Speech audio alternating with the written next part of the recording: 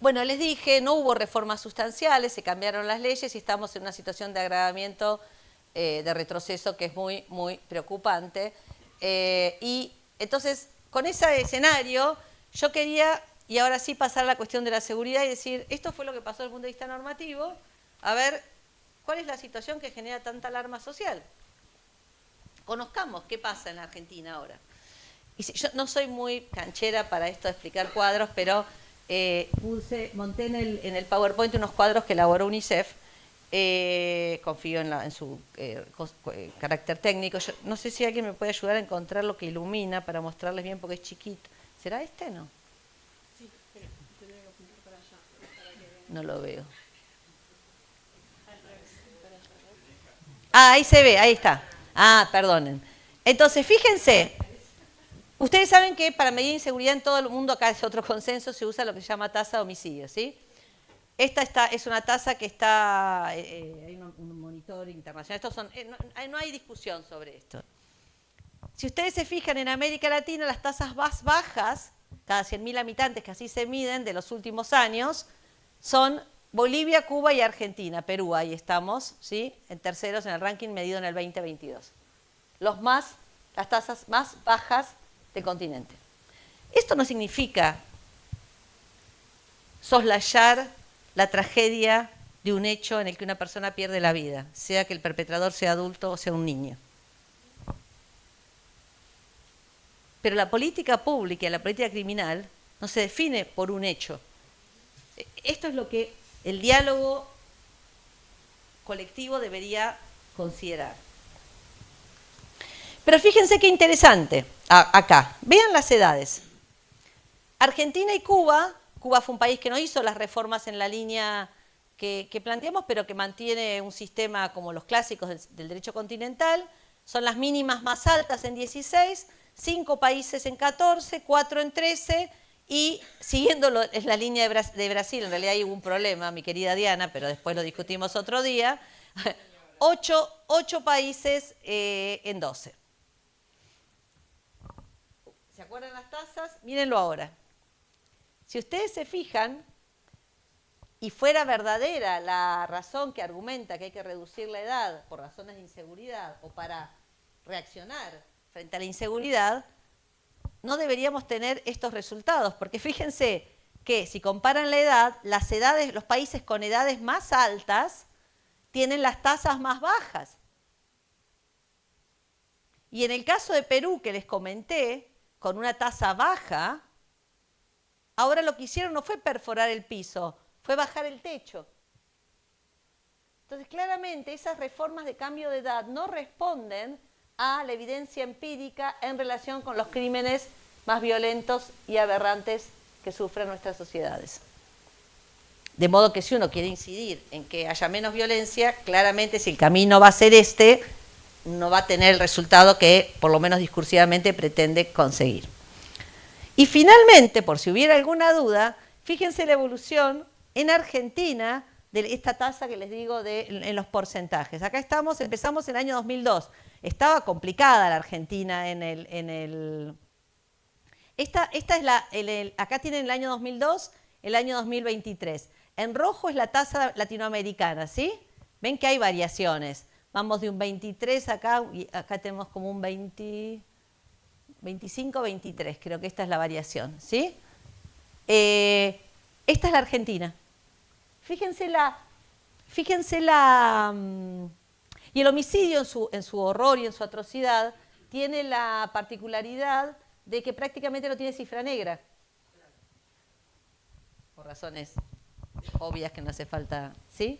Entonces, el relevamiento estadístico, acá no tenemos discusión, porque en otro tipo de delitos puede ser, no en este. Y fíjense, año 2002, gran crisis del país, 9.5, 7, 6, 5, 4, y así se mantuvo. Y ha habido diferentes gobiernos, diferentes situaciones, pero yo creo que sí ha sido consistente la política pública argentina, a pesar de algunos cambios en la administración del Estado, en cómo había que tratar este tema. Y no se modificó. Acá hay un pequeño aumento y ahora estamos en 4.2. Entonces, Cuando la tasa es la más baja de la que tenemos registro de los últimos 20 años, se propone reducir la edad. Claramente esa propuesta tiene que ver con otra cosa, no tiene que ver con esto. Y finalmente el porcentaje, para que tengamos, por si no fui lo suficientemente persuasiva, fíjense que del porcentaje general, ¿sí?, de la infancia, por si los niños que están todos, y con los niveles importantes de pobreza, porque esto no se puede desconocer, y las situaciones de vulnerabilidad, los problemas de adicciones, es solo el 0.45 medido por UNICEF en el censo del 2022, el que está en conflicto con la ley penal, ni siquiera involucrado en un hecho grave, de toda la población menor de 18 años. Bueno, los porcentajes, estos son los porcentajes de la provincia de Buenos Aires que los deben conocer, pero si vamos del 2014 al 2023, tenemos una tasa de 3.88 en el 2014 a 2.25, a la baja. Y lo chequeamos por todos lados. ¿Sí? Y la pueden ver ahí también en el gráfico. De modo que, como les decía, y esto lo hemos visto muchas veces juntas, no hay una relación directa entre la edad penal y la cantidad de delitos que cometen los chicos, así como los chicos no son los principales causantes de la inseguridad, esto en todo el mundo es igual, de modo que cualquiera que sea la baja, la iniciativa de baja, sea del techo o del piso, nos lleva a, por reducción al absurdo, a esta sabia, tristemente graciosa, si se puede combinar esas palabras, imagen de Quino, de hasta dónde vamos a bajar, ¿sí? Entonces, ¿cuál es el escenario? ¿Me puedo tomar 10 minutos más? ¿Sí? ¿Se aguantan? Ok. Entonces, ¿cuál es el escenario en la Argentina ahora? Aquí que un poco siguió los debates latinoamericanos. Nosotros lo que hemos tenido, y acá tengo que decir, recuerdo hace muchos años, yo estaba un poco confundida, era joven, estoy usando la excusa de la inmadurez.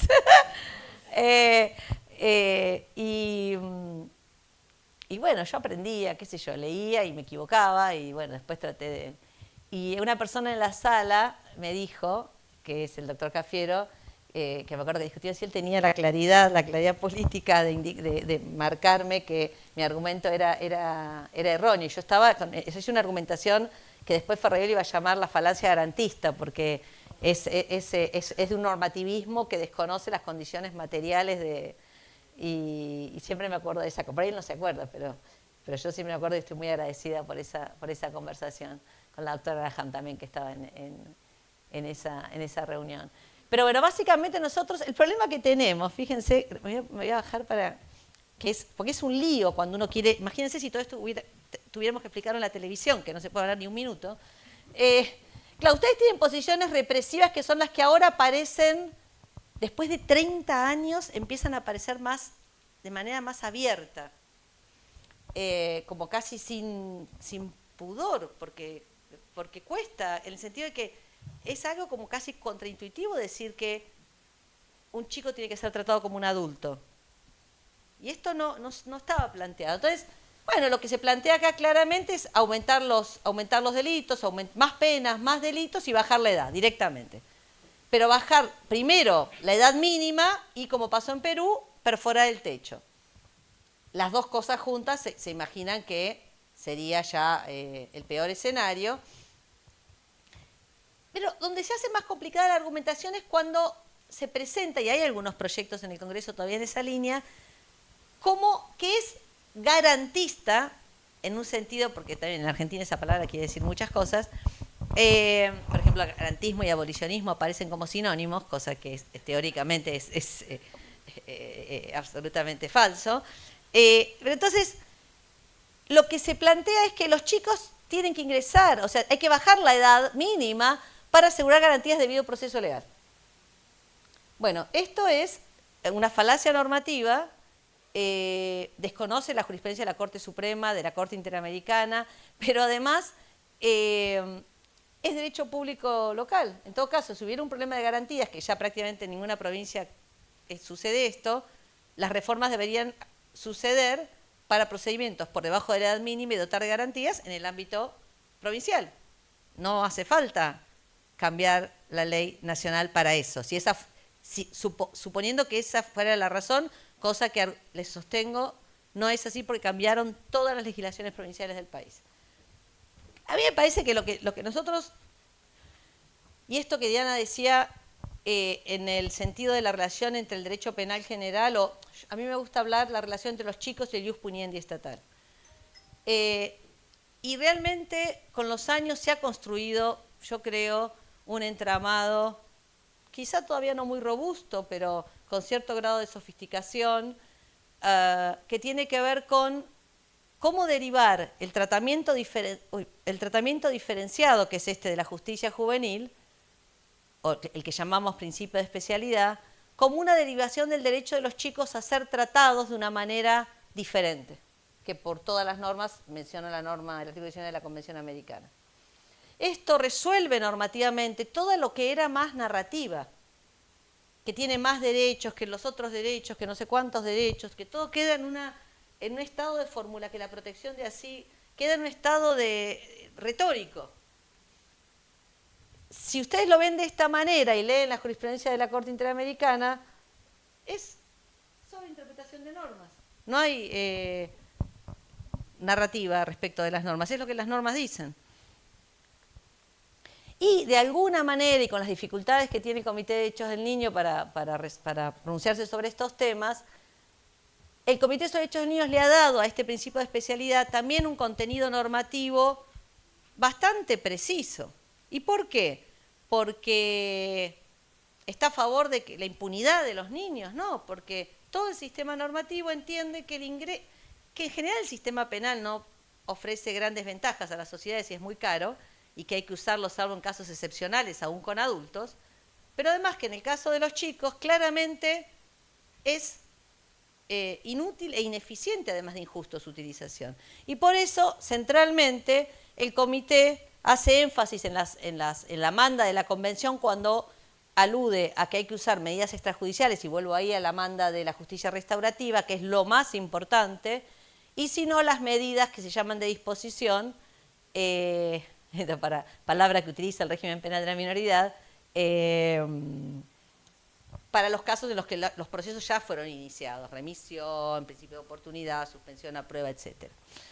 Y acá es importante distinguir, que es algo que la práctica judicial argentina todavía no maneja con claridad, todos los que son los mecanismos que se conocen, como les dije, de diversion, de salida completa, que yo veo mucha dificultad todavía en nuestra región, porque esto viene del common law, que donde hay más comunidad, las cosas se administran, o sea, una posibilidad de resolver el conflicto social sin Estado,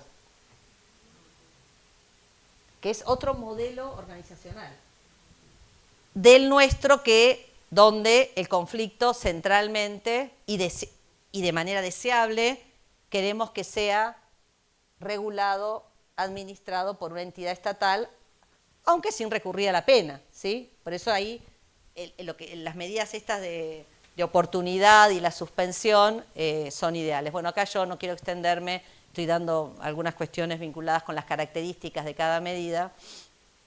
El juicio abreviado, ya me pronuncié, ya dije lo que pensaba, pero sí quiero hacer esta distinción.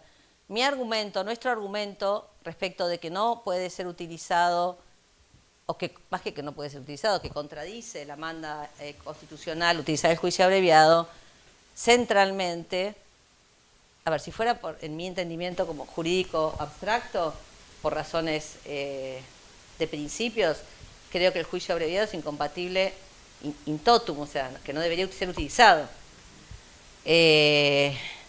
Son las condiciones de posibilidad del juicio oral, y más si tiene jurados, pero esa es un argumento más, digamos, consecuencialista de política criminal, o política judicial. Pero con chicos, por varias razones, acá hay que distinguir el tema de la competencia procesal. Una vez que la persona está en la posición de procesal, de hacer un acuerdo ya como adulta, aunque sea por un hecho que se le imputa cometido cuando era menor, ahí la argumentación varía, ¿sí? Porque el sujeto en ese momento procesal ya tiene, desde el punto de vista de su capacidad, condiciones madurativas para poder hacer la transacción porque es una persona adulta, ¿sí? Más allá de que no va a cumplir la finalidad de reintegración social que se supone que es la que justifica la sanción penal juvenil. Hay muchos problemas con el juicio abreviado y finalmente, por esto que sé que está muy todavía de moda y hay muchos esfuerzos acá, sobre todo en la provincia de Buenos Aires, en relación con el juicio por jurado. Yo no sé por qué, y ya termino. ¿Qué es lo que nos pasa? Que hay, respecto de las instituciones penales y del proceso penal, un apasionamiento más que yo veo más acorde a ámbitos como del deporte o del arte. Entonces la gente se pone como, se dice, la camiseta del juicio, no sé, soy juradista, he llegado a escuchar. Y me llamaba la atención porque decir que alguien es algo ya es todo es importante, ¿no? Pero claro, como con las instituciones penales es curioso. Yo lo único que puedo argumentar es que más allá de que la teoría discute cuál es la naturaleza del jurado, si es derecho, si es garantía, qué tipo de garantía, ustedes no van a encontrar ninguna referencia al juicio por jurados en el derecho internacional. Si fuera un derecho de los chicos, en algún lado debería estar. Pero además, el debido proceso legal, ni siquiera en los Estados Unidos manda el juicio por jurados. Por eso el 95% de las personas condenadas en los Estados Unidos no lo son por juicio abreviado, por plea bargaining, no por jurados. Si voy a hablar a la garantía, la cláusula de due process, no se podría aplicar. Hay un montón de preguntas que es, supongamos que hiciéramos jurados, ¿quiénes son los pares de los chicos? ¿Sería un jurado de chicos? ¿Qué principio de especialidad tendríamos? El jurado, por definición, está integrado ni siquiera por juristas. ¿Cuáles serían los principios y cómo se instruye al jurado, encima si son chicos? ¿Cómo se resguarda la privacidad? Bueno, reglas de votación, etc. Entonces, en mi entendimiento, el juicio por jurados es directa y absolutamente incompatible con la justicia juvenil. Y básicamente, y para terminar con esto, porque el juicio por jurados es la expresión, es una institución antigua, primitiva, del derecho del common law, que buscaba una justicia de tipo vindicativa, retribución. Y el sentido que dan las normas internacionales a la intervención estatal con imputados menores de edad es pura y exclusivamente la reintegración social.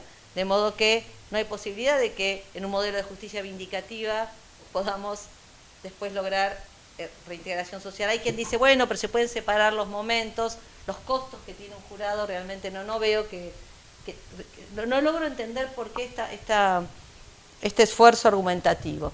Y termino. A mí me parece que hay problemas muy complejos de la política criminal, hay problemas muy complejos de la política en general, de la política social, de la geopolítica y de la política nacional. De la política criminal nacional hay problemas muy complejos que tienen que ver con la transformación de las prácticas delictivas, problemas que tienen que ver con el crimen organizado, el cibercrimen, el involucramiento de los chicos en este tipo de delitos. Hay cuestiones que son realmente modernas, nuevas. La doctora Bayuste ha trabajado temas de trauma, neurociencias. Hay montones de cuestiones que podríamos regular, que podríamos hacer contribuciones y que son complejas, que todavía no sabemos bien por dónde entrar. En este tema está todo claro. Si realmente nos importa que los chicos vivir más seguros y que los chicos no estén en la situación que es trágica, aún para más vale que para la víctima, pero también para el perpetrador, de estar involucrado en delitos graves, entonces es facilísimo lo que hay que hacer. Por eso me genera tanta perplejidad y estupor que no se haga. Y hay 3 mandatos. El mandato de prevención, pero lo más interesante que pasa hoy es que no es una prevención como en los tiempos del positivismo. Vamos a prevenir el delito, como la imagen de Quino, sacamos a los chicos de la calle y los ponemos en una institución. No, todo lo contrario. Todo el derecho internacional, la Corte Interamericana manda que los estados tienen que generar condiciones de vida digna, que significan garantizarles derechos económicos, sociales y culturales. Esto es incidir sobre la desigualdad material, porque esas son las condiciones que hacen que un chico viva al margen del delito de la violencia, sea como perpetrador, sea como víctima. No hay que descubrir la fórmula de no sé qué. Lo siguiente es que no se puede ir para atrás con la edad mínima. Si poder materialmente se puede, jurídicamente no está habilitado. Esto implicaría rechazar todo lo que es la tradición legal de derecho internacional y argentina. Y finalmente, construir la especialidad que vemos hoy está en riesgo serio, no solo por la cuestión de la edad, sino por la dependencia del modelo procesal de adultos. Yo para terminar, lo que a mí me parece es que hablar de responsabilidad penal de los menores sin políticas de prevención y de reintegración social va a tener efectos sobre la inseguridad, que era lo que discutíamos hace más de 30 años con el doctor Cafiero. Sí, claro que los va a tener, va a aumentar la violencia, seguramente, porque va a reproducir todos los problemas característicos que tiene la justicia penal de adultos. Esa es la pregunta, ¿qué es lo que se procura hacer con estas iniciativas? Y yo pienso que ¿por qué pensamos más en castigar a los chicos que en evitar que cometan delitos? Esto es lo que a mí me genera perturbación a lo largo de los años. ¿Por qué la sociedad piensa tanto en castigar más que en generar condiciones para que no cometan delitos, para que no estén involucrados en violencia? ¿Por qué la palabra prevención desapareció de la conversación pública? Y bueno, esto es una cita de un maestro alemán de la época de Weimar que a mí me gusta mucho, y él decía que en su época que había que construir para los problemas sociales, que no había que usar el derecho penal, que había que tener algo mejor que el derecho penal. Y yo digo, bueno, si eso fue verdad, y lo decía él, en general para las sociedades, imagínense que para los chicos. Claramente no hay que tener un derecho penal o más derecho penal, un mejor derecho penal. Lo que hay que tener es hacer que el sistema penal no sea la respuesta para las situaciones problemáticas de los chicos. Así que bueno, gracias por escucharme. Gracias.